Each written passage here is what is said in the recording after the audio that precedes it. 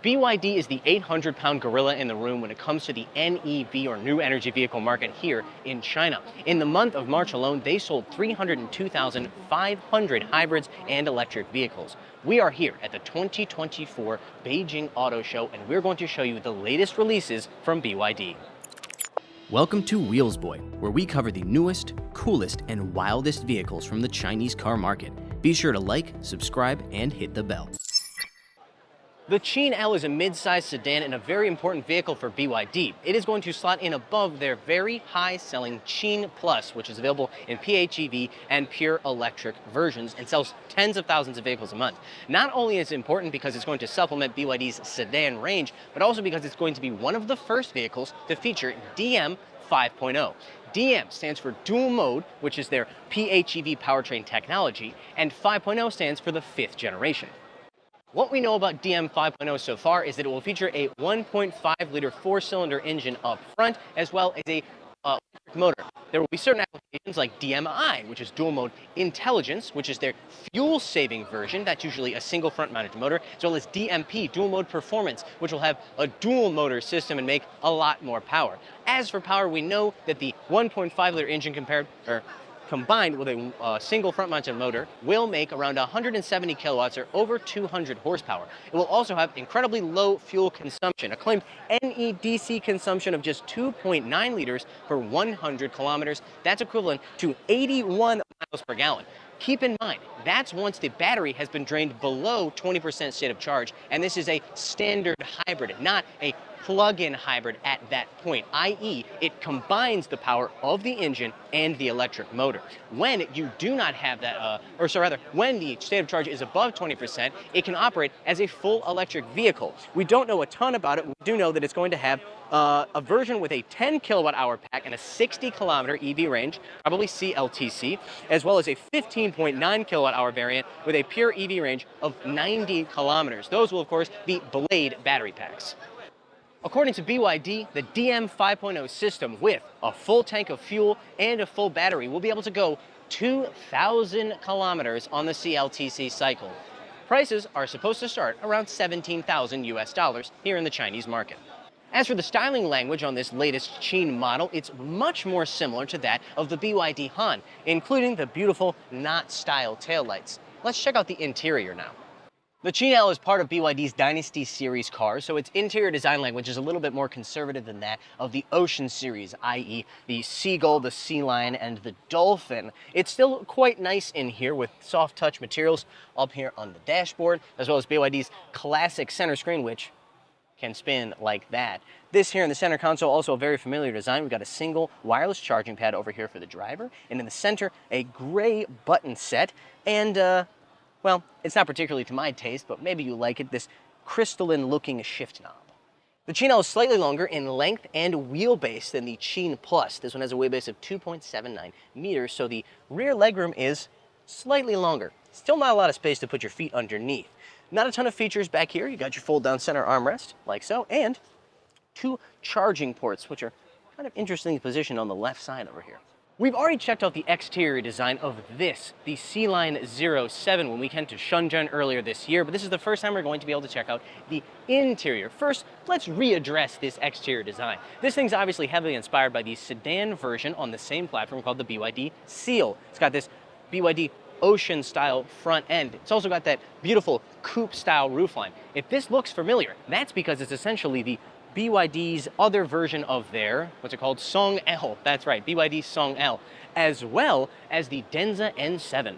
Like the BYD Seal that rides on this same platform, this is going to have a variety of powertrains, including two single motor variants and a dual motor. Those are going to make 170, 230, and 390 kilowatts, respectively. When the BYD Seal came out, they told us it was going to be EV only, but they did release the Seal DMI, so expect them to play the same game when it comes to the Sea Lion 07. Expect PHEV variants in the future. Remember what I said about the Qin L and the fact that its interior styling is that of the Dynasty series, which is a little bit more conservative? Well, this is the first time I've been able to sit inside of this Sea Lion 07, and I have to say it's an interesting combination of the Dynasty conservatism with the flair of the Ocean series. The flare is pretty obvious. Check out the wave shape of this door. This is the door handle right here. It's a very cool design, but over here on the dashboard, relatively simple, relatively flat look, but still some touches of detail. Here on the dashboard, you have these interesting embedded lights which light up like this, kind of a wave or maybe speckles. I remember on the seal, they said that these were supposed to look like the scales of a fish or maybe water droplets. The rear seats back here actually have some surprisingly luxurious features. For example, they are cooled and heated. I'm assuming that's only going to be available on top spec cars. Space-wise, this is the same wheelbase as the Qin L, so you've got a pretty decent amount of legroom, as you can see. Headroom, not particularly impressive for something that's supposed to be an SUV. That's going to be a result of that sweeping roofline. As a final treat before we head on to look at the other BYD brands at the show, let's talk about this BYD concept car behind me. This is called the Ocean-M. It is in all appearances a larger than the BYD Dolphin hatchback. Call it a Renault Megane RS size. Not only does it have Renault Megane RS size, it's also got some hot hatch vibes. Check out that gigantic wing on the back. Now this is obviously a concept car. Check out the concept car, things like the carbon fiber lip down here, these fake headlights, and those digital rearview mirrors. But we are told that this, or a version of this, is going to go into production in Q3 of this year.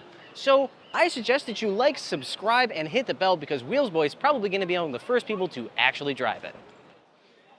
Fangchengbao, BYD's premium off-road brand, has brought 3 new vehicles to the show: the Super 3, the Bao 8, and the Super 9. Let's go check them out. So far, the Super 3 is only a concept. Super, in the language of Fangchengbao, means concept. We do know that this thing is going to come in under the Bao 5, which is currently the only Fangchengbao vehicle that's on sale. Its starting price is $40,000 US, so this will certainly undercut it by quite a bit. We also know that unlike the Bao 5, which uses a PHEV powertrain, this will be pure electric. Sitting above the Bao 5 in the Fangchengbao lineup will be this, the Bao 8, which was recently revealed in its production form. This thing adopts the same body-on-frame platform and cell-to-chassis technology of the Bao 5, but it's said to use a more powerful PHEV powertrain. The Bao 5 already makes 505 kilowatts, or over 650 horsepower, so who knows what that thing is going to make. Fangchengbao is a premium off-road brand, or at least that's what I thought it was until they debuted this, the Super 9. Little is known about the Super 9 at this point other than the fact that it's incredibly beautiful and it uses an EV powertrain. Maybe it uses the 4-motor E4 powertrain from the Yangwang U7 supercar. That makes 960 kilowatts, or around 1,300 horsepower, but only time will tell. No word on when this car is going to reach production, but considering the fact that when it debuted a week or so ago at a Fangchengbao press event, it had the number 30 written on the side. Next year is BYD's 30th anniversary, so if I was a betting man, I would say we're going to be seeing a production version of this in 2025. Let's finish up our tour of BYD brands by talking about the best of the best when it comes to BYD's Yangwang. Here they have debuted their new Yangwang U7 sedan. This will be the flagship sedan for the flagship brand for BYD. Underneath will be the E4 powertrain. Now, there's been 2 E4s, right? There was the U8 E4, which was a PHEV, an extended range EV to be specific, which had over 800 kilowatts or 1,200 horsepower. And then there was the E4 pure electric, which is underneath the U9. This apparently is using that powertrain, which means 960 kilowatts or 1,300 horsepower.